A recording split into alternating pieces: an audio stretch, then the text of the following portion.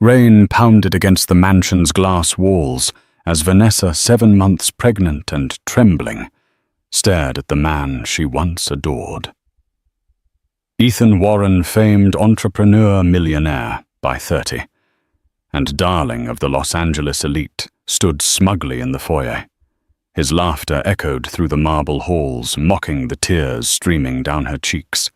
She clutched her coat tight, heart pounding as lightning illuminated his sneering face. In that single crack of thunder, Vanessa realized their marriage had collapsed, with only a suitcase and unborn child. She stepped into the storm. Her husband's triumphant chuckle was the last sound she heard before disappearing into the night. Ethan Warren's rise to wealth had been meteoric. The son of an electrician from Riverside, California, he'd attended public schools and barely scraped by in community college. Everyone said he was a dreamer, and they were right.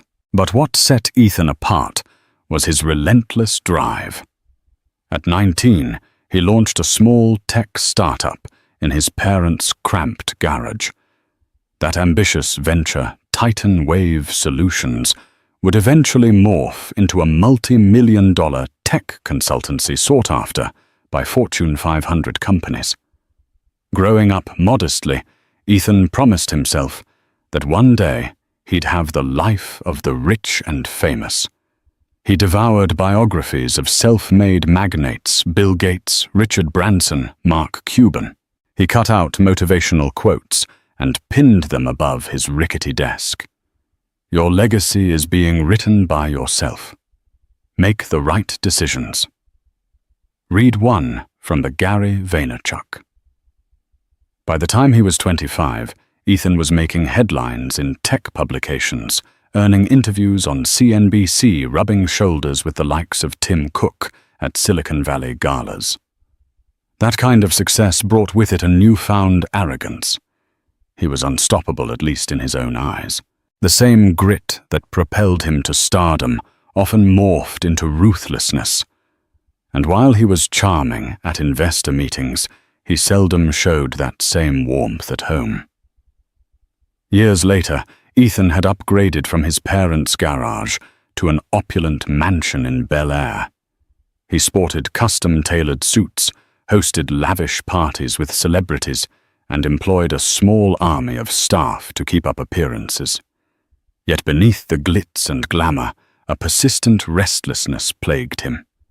He wanted more, always more, and no one would stand in his way, or so he believed. When he met Vanessa Coleman, a reserved but brilliant interior designer, Ethan sensed he had finally found someone who could match his drive and complement his ambitions. But the seeds of pride and obsession were already planted. Their meeting would change both of their lives forever. Vanessa Coleman was born and raised in a quiet suburb near Sacramento. From an early age, she displayed an almost mystical talent for design. As a child, she'd rearrange her room each month, turning cluttered corners into cozy nooks, painting bold murals on her walls that made her parents shake their heads in both wonder and mild exasperation. After excelling in high school art classes, she attended a prestigious design program at the Parsons School of Design in New York City. Vanessa thrived in that cosmopolitan environment, her professors impressed by her intuitive grasp of color theory, and spatial arrangement mentored her closely. By her final year, one of her interior design projects was featured in an Architectural Digest exhibition, garnering local buzz. Through a recommendation from a former professor, Vanessa landed a contract to design the Los Angeles penthouse suite of William Stone, a longtime billionaire philanthropist. Stone's property had historical significance, and the project needed both a modern twist and a delicate respect for heritage. Vanessa poured every ounce of creativity into that gig. When the penthouse was unveiled, it attracted the city's wealthiest and most influential, each eager to see the brilliant work of this young designer. Ethan Warren happened to be a guest of William Stone that night. He was instantly captivated by the tasteful minimalist approach, elegant, bold, and surprisingly warm. While sipping champagne in front of a newly installed indoor fountain, Ethan spotted Vanessa from across the room, radiant in a simple black cocktail dress. Something about her quiet confidence drew him in. He approached with that signature grin, introduced himself, and offered to show her his own Bel Air property. Their first encounter was electric, brimming with creative synergy and shared ambition. Neither realized it yet, but from that moment on their fates were entwined. Their courtship was a whirlwind. Ethan, enthralled by Vanessa's talent and genuine kindness, spared no expense in wooing her. Helicopter rides over Malibu at sunset, candlelit dinners prepared by Michelin-starred chefs, private tours of art galleries. Nothing was too extravagant for the man whose pockets knew no limit. To his pleasure, Vanessa seemed more impressed by authentic gestures than mere displays of wealth. A heartfelt note or a simple stroll on the beach often meant more to her than $1,000 dinner plates. Ethan's charm was at its peak during those early months. He found Vanessa's creative spirit exhilarating.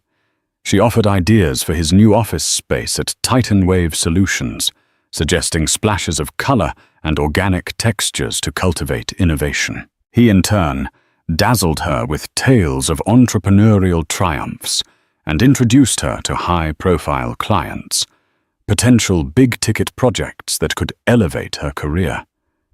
Yet not all was flawless under the surface. Vanessa sometimes glimpsed flashes of arrogance in Ethan's demeanor, especially when a waitress refilled his coffee too slowly, or a junior executive fumbled a presentation. In those moments, his impatience and sense of superiority seeped through. His disregard for boundaries was another subtle red flag.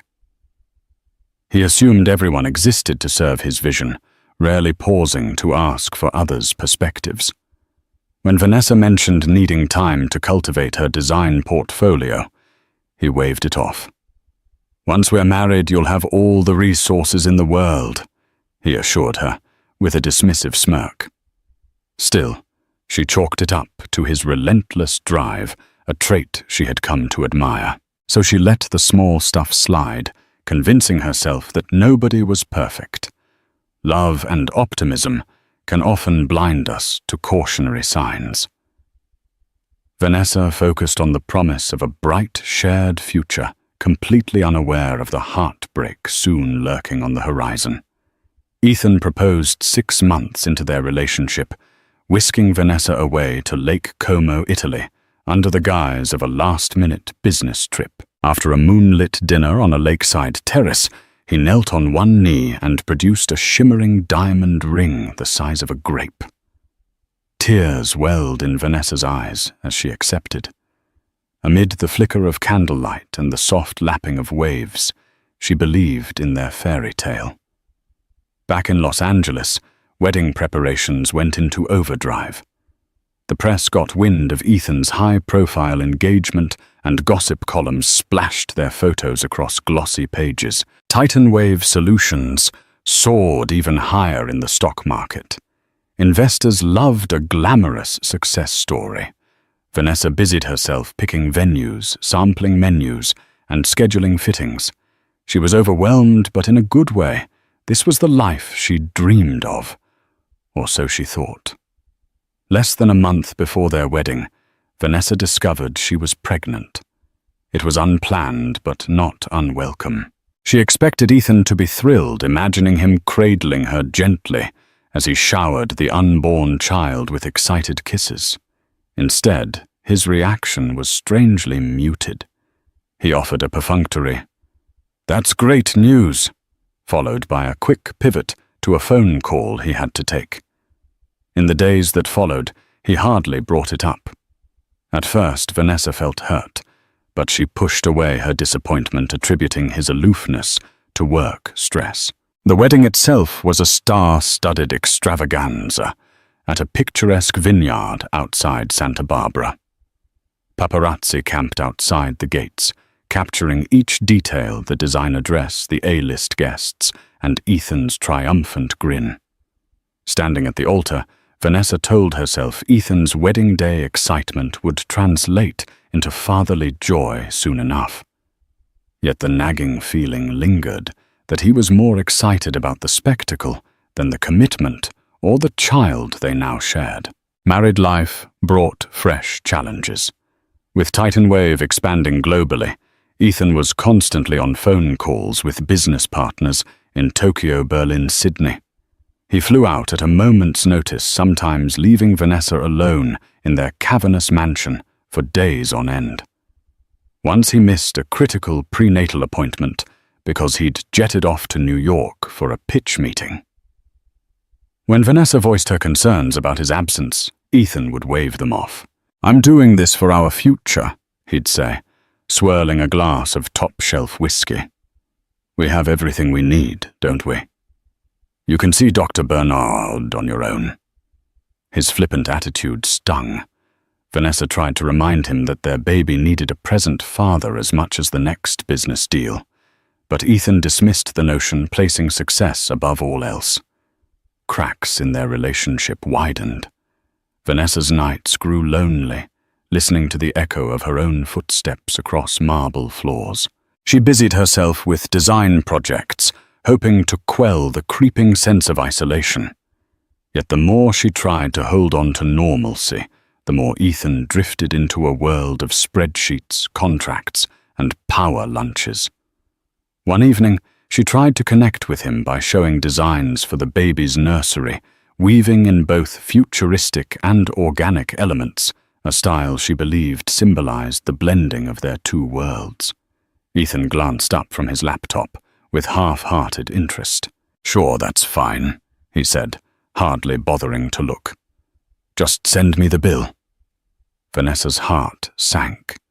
She yearned for him to be a partner, not just a paymaster. Still, she soldiered on, telling herself that once the baby arrived, Ethan would realize what truly mattered. Little did she know that the storm gathering between them was about to erupt in full force. It happened on a night of torrential rain, the kind that turned the Bel Air hills into glistening sheets of water. Vanessa had spent the day feeling uneasy, sharp twinges in her back and swirling doubts in her mind. By dinner time, her anxiety grew. Where was Ethan? He was supposed to be home early for once. A phone call came around 9. Ethan sounded irritated. "I'm stuck at the office," he barked. "Some incompetent junior messed up the projections. I'll be late. Don't wait up." By midnight, he finally walked in. Clothes damp, a sour expression on his face. Vanessa tried to greet him, but he brushed her aside. "Not now," he muttered. "I've had enough stress for one day." She followed him into the living room, determined to talk. "Ethan, I need you to listen to me. The baby." But Ethan whirled around, eyes blazing. "The baby. The baby. Is that all you can talk about? Don't you realize I'm under pressure, building an empire? Everything I do is for us. Yet you're never satisfied." Or lightning streaked across the sky, illuminating the hurt on Vanessa's face. She drew a shaky breath, tears already welling. "I'm your wife," she said quietly. "Your pregnant wife. Can't you see how alone I feel? How little you're here?" Thunder rumbled. Ethan erupted in sarcastic laughter. "Alone, in a 12-bedroom mansion with staff waiting on you hand and foot. Poor Vanessa, you've got it so rough, don't you?" In that searing moment, something in Vanessa snapped. She grabbed her coat, tears blurring her vision. "I'm leaving," she choked out, voice trembling. "I can't live like this anymore." Ethan stared, thunder booming overhead. Then he laughed. Go ahead, he sneered. But don't expect me to come running after you. She turned and walked into the storm alone. The downpour hit Vanessa like a cold slap. Within seconds, rainwater soaked her coat, dripped into her shoes, and plastered her hair to her face. She stumbled down the driveway, struggling to focus on each step. 7 months pregnant, she felt every bit of the exhaustion clinging to her bones. Her suitcase handle was slippery, but she clutched it with fierce determination. Lightning lit up the sky, revealing the empty streets beyond Ethan's sprawling estate. She had nowhere to go, no plan, no place prepared. Her closest friends had gradually slipped away, discouraged by Ethan's dominating presence. Her parents were far up in Sacramento, and she didn't want to shock them at this late hour. But one thought kept her going. She deserved better than the humiliating scorn she'd just endured. After staggering through the rain for nearly half a mile, a pair of headlights broke through the darkness. A grey sedan pulled up. The driver rolled down the window, revealing a familiar face, Rachel Thompson, a kind-hearted acquaintance from Vanessa's college days at Parsons, who'd moved to LA a few years back to pursue a career in art curation. They'd kept in sporadic touch, but Vanessa never expected a rescue at such a dire moment. Vanessa. "Oh my goodness," Rachel exclaimed, leaping out to help. "What happened? You're drenched and you're pregnant. Get in the car right now."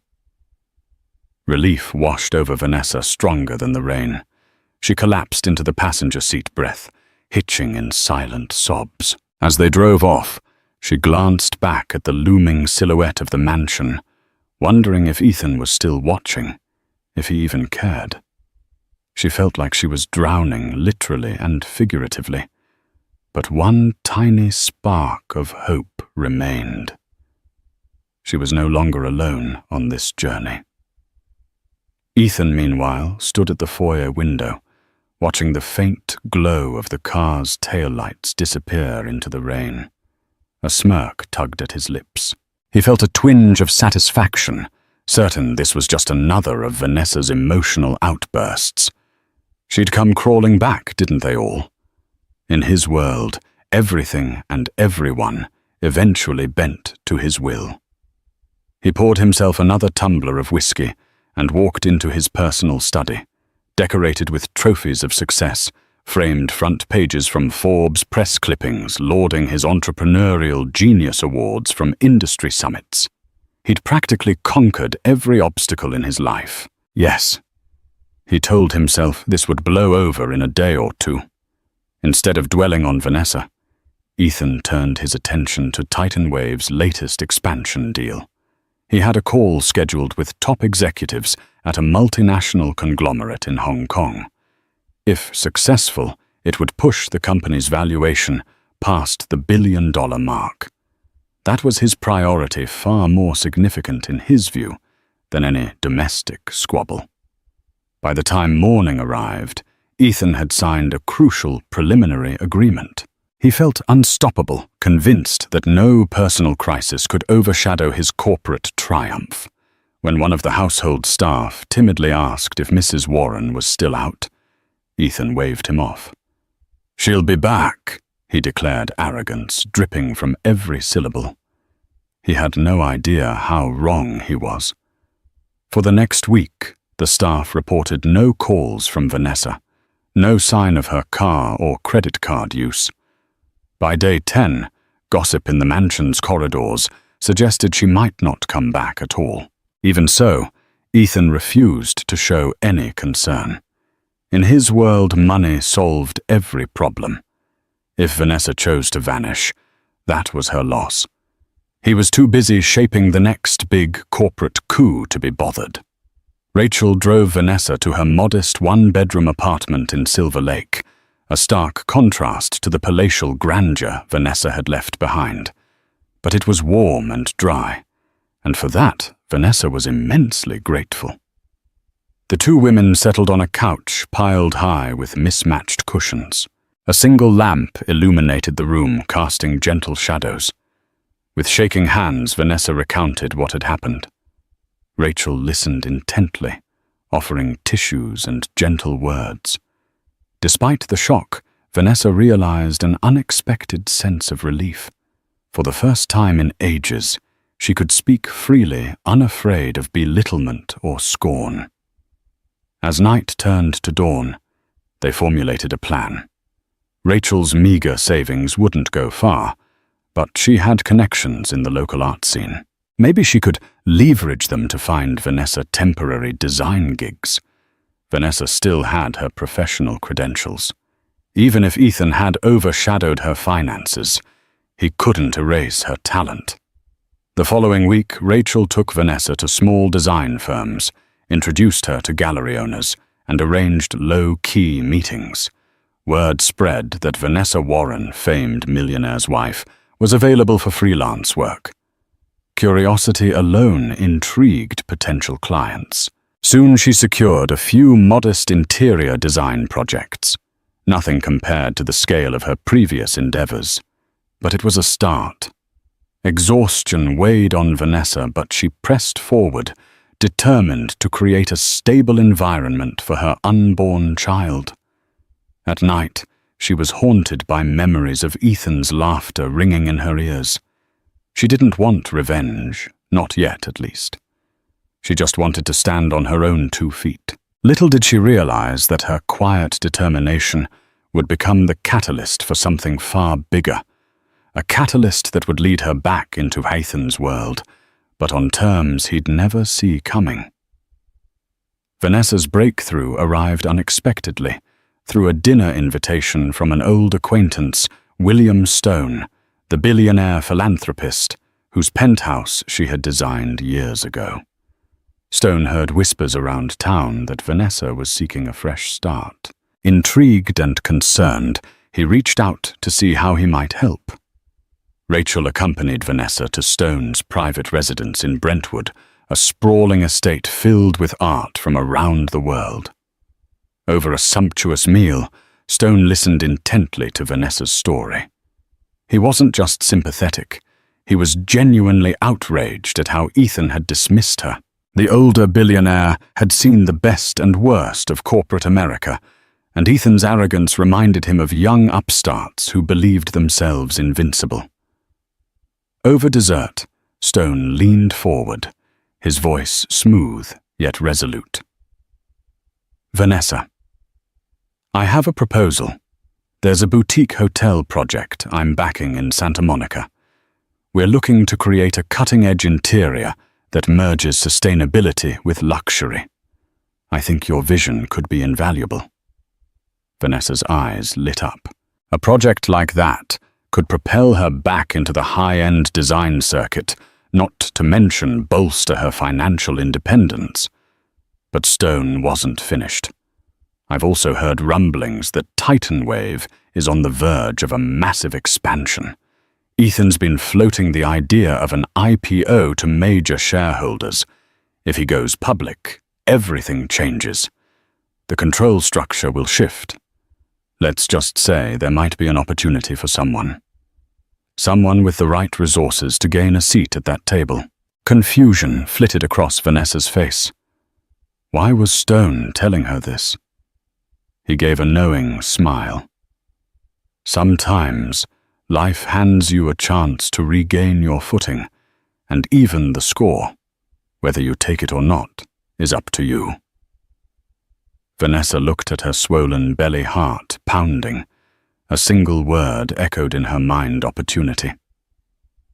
Back at Titanwave, Ethan was finalizing plans for the initial public offering with his executive team and a group of well-connected investors.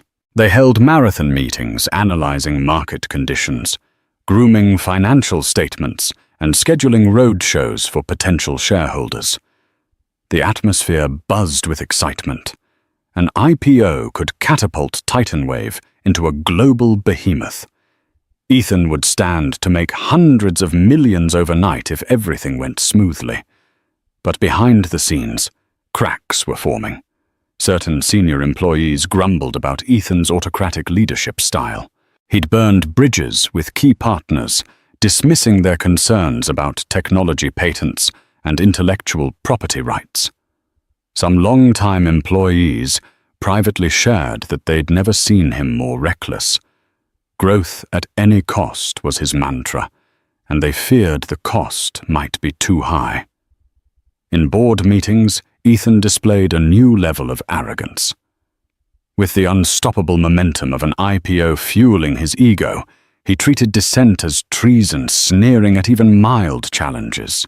"Trust me," he would say, brandishing charts. "I built TitanWave from the ground up, and I'll steer it exactly where it needs to go." Outside those glass boardroom walls, rumors circulated that Ethan's personal life was in freefall. Vanessa's absence was notable previously. She'd accompanied Ethan to every major event. Now speculation ran wild. Some said she was off traveling, others hinted at marital strife. Ethan deflected any personal questions with a dismissive smirk. Meanwhile, the upcoming IPO stirred interest among major market players, including Stone's circle of investment bankers. As they dug deeper into TitanWave's financial data, they found vulnerabilities, overvalued assets, intangible intellectual property, and a precariously high burn rate. Yet none of it halted Ethan's ambition. He believed himself untouchable, the master of his destiny. But he had no idea that events were already in motion to humble him in ways he never anticipated. While Ethan was caught up in IPO mania, Vanessa poured her heart and soul into William Stone's hotel project. She worked late nights perfecting designs that combined natural elements, reclaimed wood, living plant walls, recycled glass sculptures with sleek contemporary lines. Her growing belly limited her physically, but her determination never wavered. Each completed sketch fueled Vanessa's resolve. For so long, she'd been overshadowed by Ethan's monumental ambitions. Now it was her turn to shine on her own merit. And as William Stone had hinted, the hotel project was just the beginning. Word spread quickly among Stone's business associates about the pregnant designer forging a new path without her millionaire husband. Designing while pregnant presented its own challenges, from swollen ankles to sudden waves of nausea. Yet Vanessa found the process therapeutic. Creating beauty in external spaces helped heal the chaos that had once reigned in her heart. She even started feeling her baby move more regularly, gentle kicks and flutters that reminded her of her ultimate purpose. At each meeting, Stone discreetly introduced Vanessa to influential financiers, attorneys and business consultants who had the inside scoop on TitanWave's impending IPO. These introductions weren't random. Stone had a plan. One evening at a small soiree in his garden, Stone led Vanessa to a reserved table where a tall man in a tailored suit waited. Vanessa Stone said quietly, "This is Benjamin Caldwell, an expert in corporate acquisitions. He's worked with me for years, and I trust him implicitly." Vanessa extended her hand, perplexed but curious. Caldwell flashed a cordial smile. "I've been briefed on your situation," he said politely. "If you're looking for a position of strength regarding TitanWave, and by extension your personal interests, I might be able to help." Vanessa's pulse quickened. She'd never imagined taking on Ethan on the corporate battlefield, but perhaps fate was guiding her there.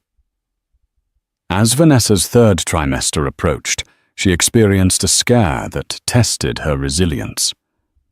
One afternoon, while inspecting site renovations at the Santa Monica Hotel, she felt a sudden, sharp pain in her abdomen. Her vision blurred and her knees buckled. Crew members rushed to her aid, helping her sit as they dialed for an ambulance. At the hospital, doctors discovered she was overworked and dehydrated. Stress levels were sky high, putting her at risk for premature labor. She lay in a stark white room, hooked to IV fluids, tears brimming in her eyes. For a moment she regretted pushing herself so hard. Maybe she thought she should just return to Ethan's mansion, endure his egotism for the sake of her child's safety. Rachel and William Stone visited, bringing flowers and encouraging her to rest. Rachel gently reminded her that a secure, peaceful environment mattered more than any paycheck or design project.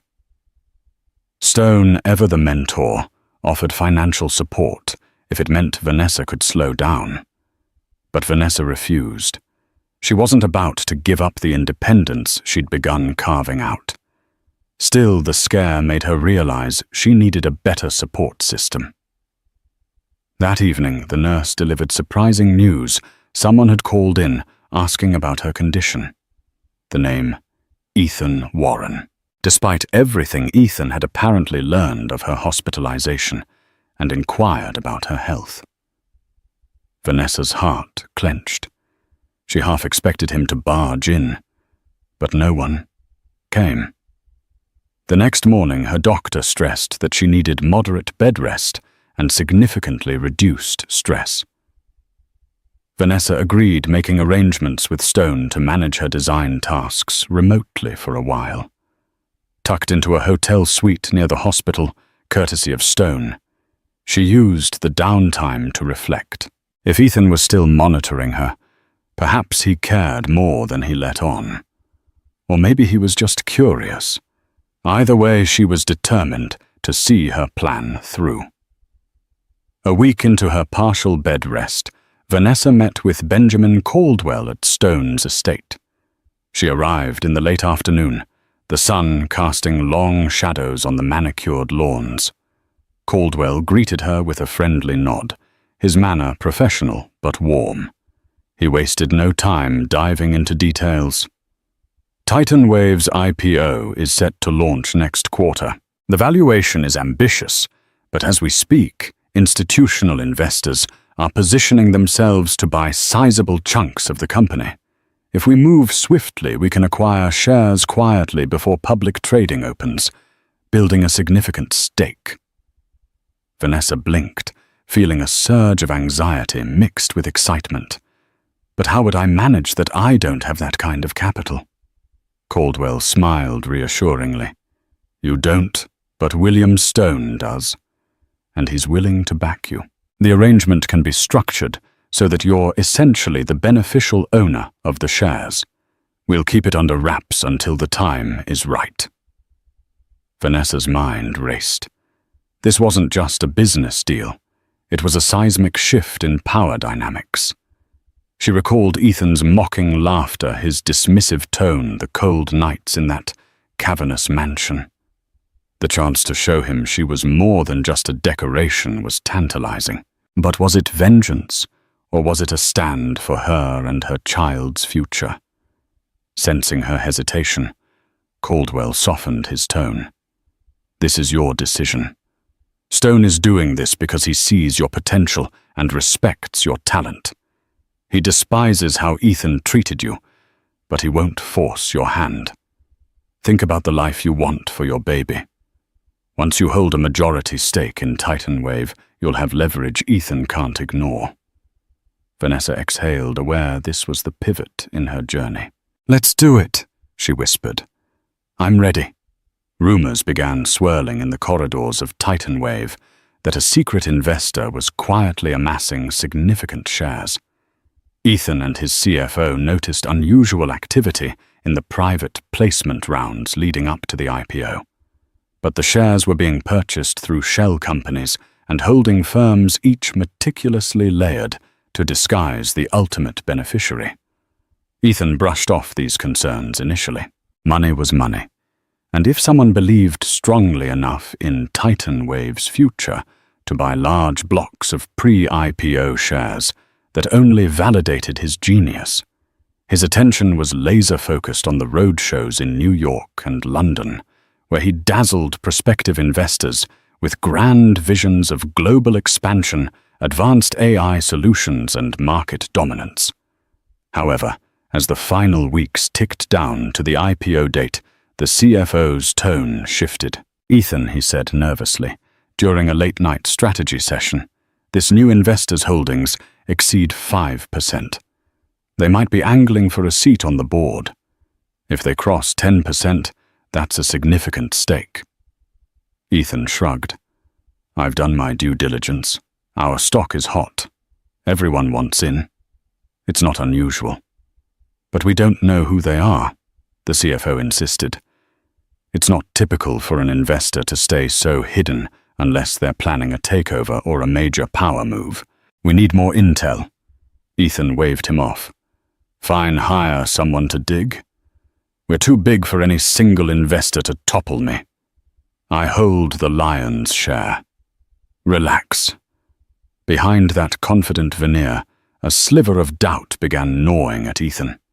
He prided himself on control over his company, his staff, even his personal relationships. The idea that someone might be maneuvering behind the scenes to challenge him was unsettling. Still, he decided he had bigger fish to fry. Titan Wave's public debut was around the corner, and he was about to become 10 times wealthier. Let the mysterious investors reveal themselves if they dared. In her hotel suite, Vanessa monitored each milestone in Titan Wave's IPO progression. She spoke regularly with Caldwell, reviewing stock purchase agreements, analyzing corporate bylaws, and ensuring their newly formed consortium complied with SEC regulations. The complexity was dizzying. She found herself in a world of suits, legal jargon, and half-smiles that hinted at high-stakes manipulation. It was a stark contrast to the quiet life she'd once envisioned, designing spaces, finding solace in creative expression. Yet she couldn't deny a growing sense of empowerment. Each share they acquired felt like reclaiming a piece of her voice, drowned out for so long by Ethan's overbearing persona. Outside of these dealings, Vanessa maintained a routine of prenatal classes, gentle yoga, and remote design sessions for the Santa Monica Hotel. Rachel supported her every step, lending moral support and occasionally accompanying her to doctor's visits. Whenever doubts crept in, fears that she was stepping too far into a game she barely understood, Rachel reminded her why she'd started this journey. Her unborn child deserved a stable, respectful environment. If securing her future meant meeting Ethan on the battlefield, he understood best finance, then so be it. William Stone provided the capital, but he did so quietly, letting Vanessa's name remain at the forefront of the holding entities.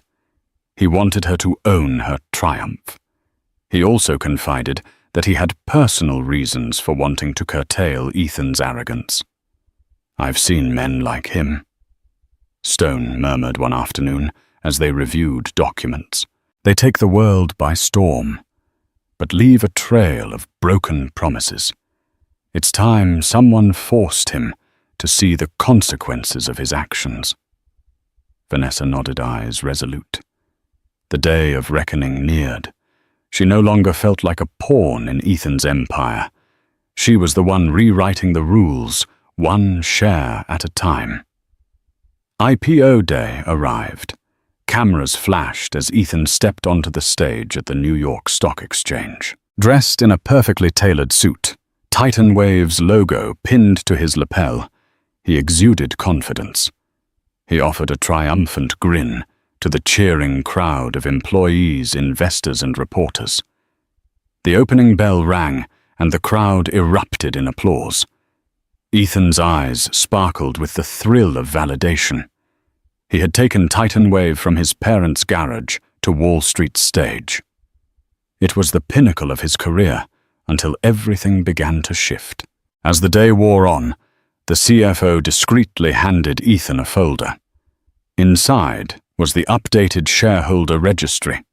Under notable holdings, one name jumped out: the Caldwell Stone Consortium. They had acquired a staggering 22% of the shares.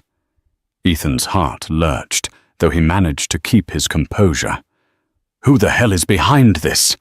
he hissed at the CFO, stepping away from the cameras for a moment. Stone's a known entity, but he's never been partial to Titan Wave. The CFO replied, sweating. As for Caldwell, he's a corporate lawyer who handles high-profile acquisitions. We suspect they're representing a silent partner, but we don't know who. Ethan's mind raced, cycling through potential rivals. Stone was wealthy enough to buy large stakes, but for what purpose? Had Ethan slighted him in the past? A memory flickered of Stone's penthouse unveiling. Vanessa had been there. Stone had introduced them. Could Stone be meddling because of Vanessa? While reporters clamored for interviews, Ethan's smile stayed pinned, but his insides churned. By market close, Titan Wave gored in its debut, making him richer on paper than ever. Yet for the first time, Ethan felt a creeping vulnerability. Some unknown adversary had secured a massive foothold in his company. It was a strategic ambush, and he had no clue where it would lead. 2 days after the IPO launch, Ethan's world took an unexpected turn.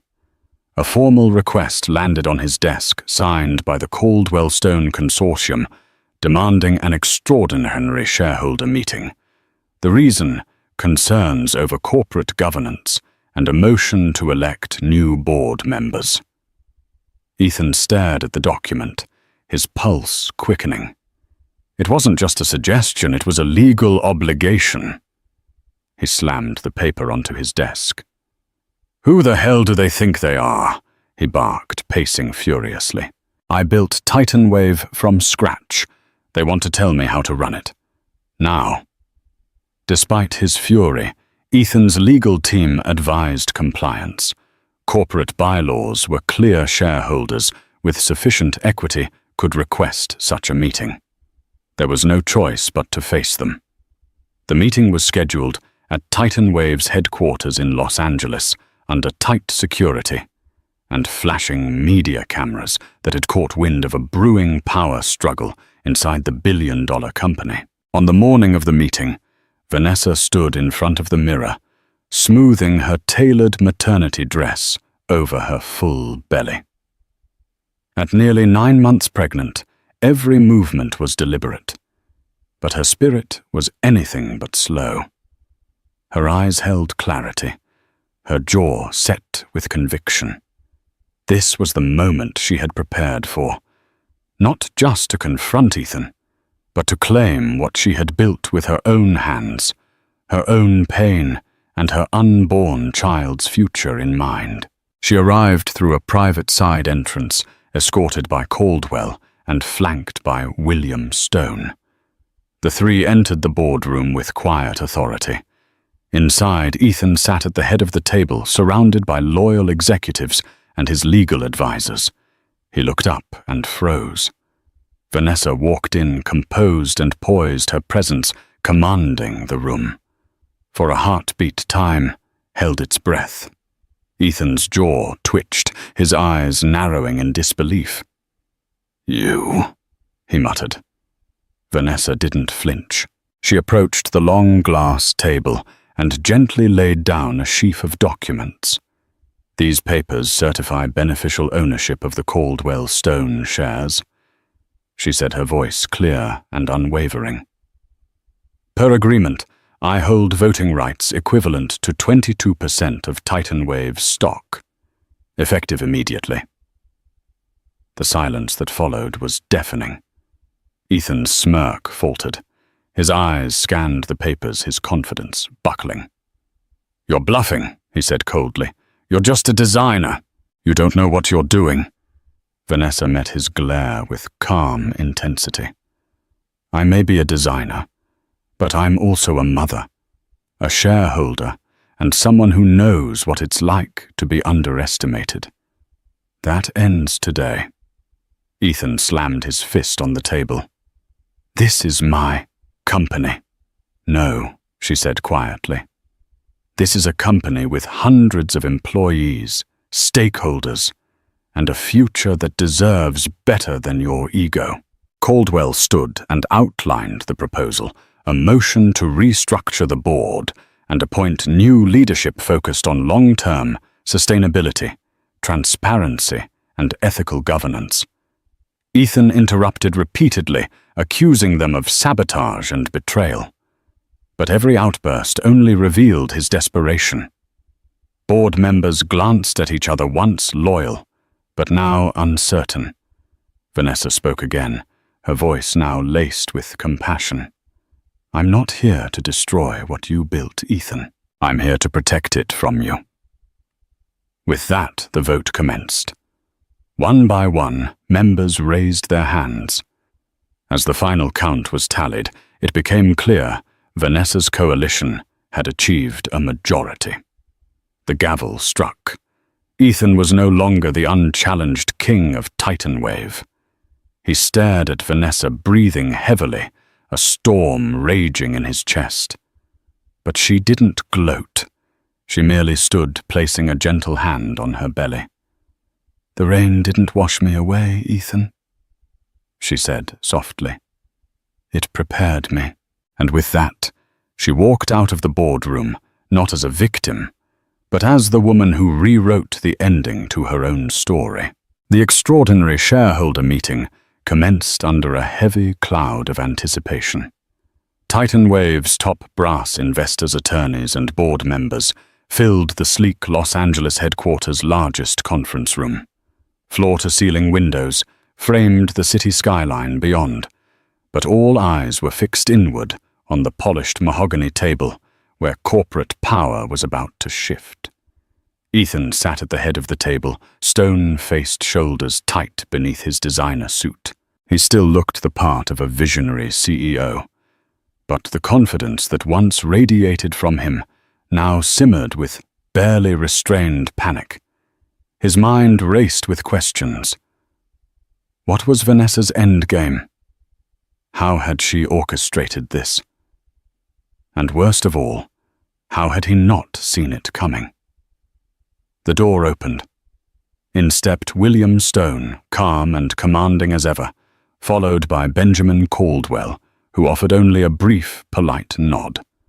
Then came Vanessa. Gasps rippled across the room. She entered with a quiet grace that silenced every whisper. 8 months pregnant, dressed in an elegant navy blouse and tailored coat, Vanessa looked every bit the woman Ethan had once dismissed and now had to face on equal footing. She met Ethan's eyes and saw the shock there. It was the same look he'd had the first time she'd ever challenged him, back when she'd redesigned his office and told him glass and concrete couldn't buy warmth. Ethan half rose, as if unsure whether to confront her or welcome her. "Vanessa," he muttered, voice caught between disbelief and dread. She walked to the table without pause, laid down a folder, and addressed the board. "As legal documentation confirms, I am the beneficial owner of the Caldwell Stone shares, accounting for 22% of Titanwave's equity.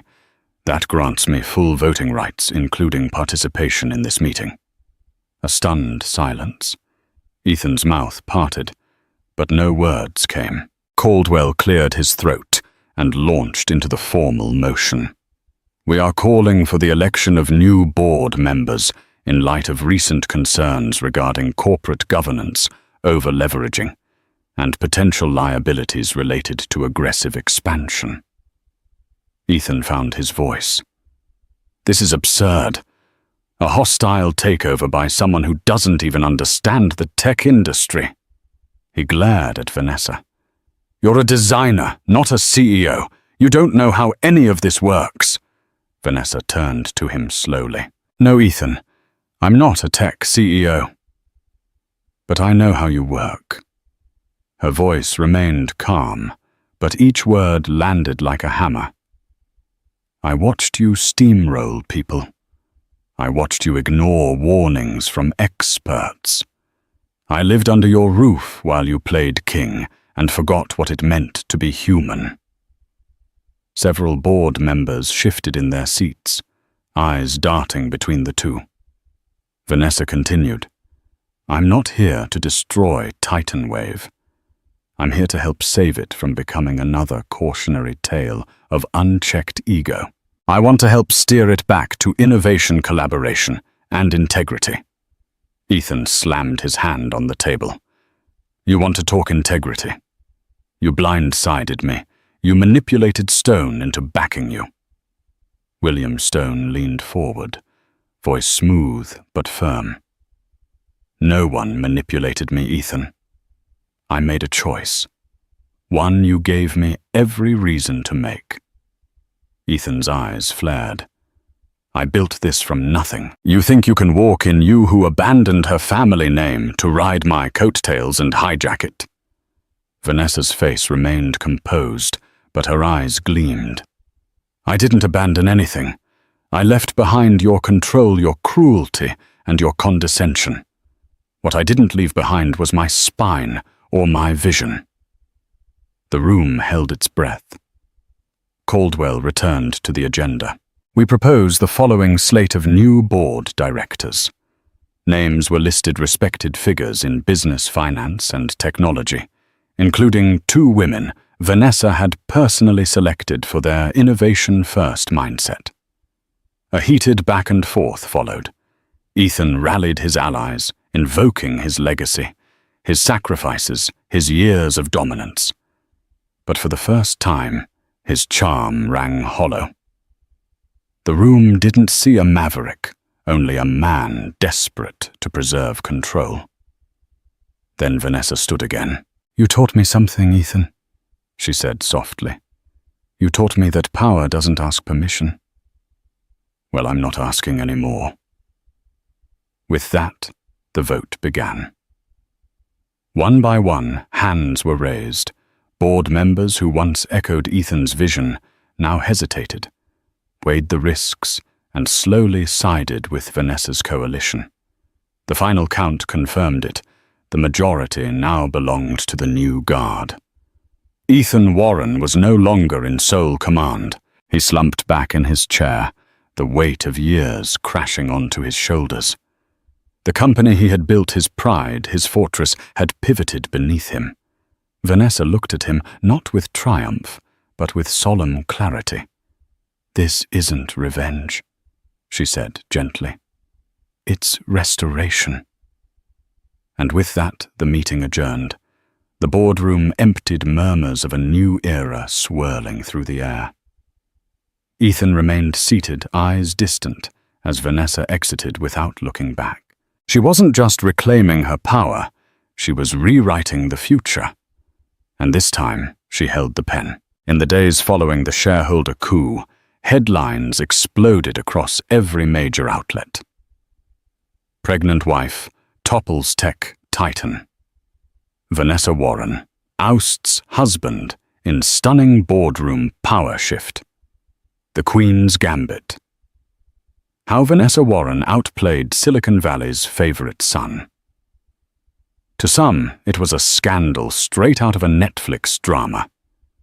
To others, it was a case study in poetic justice. But to Vanessa, it wasn't about revenge or headlines. It was about reclaiming her dignity, securing her child's future, and finally stepping out from behind Ethan's shadow. She spent the next week meeting with TitanWave's restructured board and executive leadership. They gathered in a smaller, more collaborative setting gone were the stiff, oversized boardrooms Ethan preferred. The tone had shifted. Executives spoke more freely, sharing concerns that had long been suppressed. Vanessa listened intently, not to dictate, but to understand. I'm not here to micromanage, she told them, hands resting gently on her pregnant belly. TitanWave is a company of innovators. I want to protect that. All I ask is that we lead with transparency, ethics, and vision. The board responded positively. They voted in an interim CEO, a seasoned technologist, who had once clashed with Ethan, but had always been respected for his balanced leadership. Internally, employees breathed a sigh of relief. Word spread quickly through TitanWave's Slack channels and office corridors. The new era had begun. But for Ethan, the fallout was relentless. His name remained on the founder plaque, but he no longer held decision-making power. His email was restricted, his office reassigned. Clients began demanding renegotiated terms. Analysts questioned whether the company's meteoric rise had been fueled more by image than substance. The same media that once celebrated him now scrutinized every detail of his leadership failures. His inner circle fractured. His longtime CFO resigned, citing philosophical differences. A few prominent venture capital firms quietly distanced themselves. Even some of his personal friends stopped returning calls. Ethan retreated to his Bel Air mansion, where opulence now felt like a prison. Rooms that once buzzed with staff and guests now echoed with silence. He wandered through marble hallways like a ghost, haunted by the rain-soaked night Vanessa had walked out, and the meeting where she'd walked back in and taken control. For days he didn't leave the estate. He drank, raged through things. But eventually the storm inside him began to settle, not from peace but from exhaustion. Then one afternoon, a familiar name popped up in the news: the Santa Monica Boutique Hotel project. The photos showed Vanessa radiant and composed, touring the nearly completed site. She looked strong, focused, maternal. Her baby bump was prominent beneath a stylish trench coat. Something stirred in Ethan. Not jealousy, not even anger. It was a foreign sensation. Regret. The next day, he got into his car and drove to Santa Monica. Security stopped him at the hotel entrance, but after a brief conversation and a call placed upstairs, Vanessa agreed to meet him in one of the model suites. She stood by the window overlooking the ocean when he walked in. She turned slowly. Ethan. He looked older, worn down. There was no arrogance in his eyes now, only uncertainty. I saw the article, he said quietly. The hotel looks beautiful. Thank you. A pause stretched between them. I didn't come to fight, he said. I just needed to see you. Vanessa studied him for a moment. What is it you want to say? He took a breath. I was wrong. About everything. About how I treated you. About thinking I could build an empire and ignore the cost.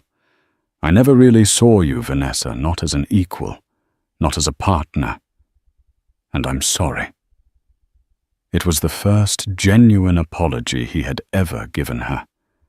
And while it didn't undo the pain, it didn't go unnoticed. She nodded, keeping her voice calm. We both made mistakes. But I won't let you hurt me again. Or our child. He nodded, 2 eyes wet. I understand. They stood there, not as husband and wife, but as 2 people finally seeing each other clearly. When Ethan left, shoulders slumped. Vanessa let out a long breath. A contraction rippled through her belly, sharp but expected. She placed a hand on her stomach and whispered, We're almost there, little one. In that moment she felt at peace, not because she had won, but because she had grown. She hadn't just claimed back her power. She had rewritten her future. Vanessa's journey from scorned spouse to empowered shareholder is a testament to resilience and self-belief. Standing up to arrogance and dismissiveness, she fought not just for a personal victory, but for a better future for her unborn child. In the end, she discovered she was so much more than a millionaire's accessory. She was the architect of her own destiny. If Vanessa's story has gripped your heart, sparked your determination, or reminded you of the power each of us holds to rewrite our narratives, then take action. Like this video to show your support for stories of triumph. Share it to inspire others who might be in a dark place, and subscribe so you don't miss out on more compelling tales. Your engagement helps ensure these powerful stories reach those who need them most. Thank you for joining us on this unforgettable journey.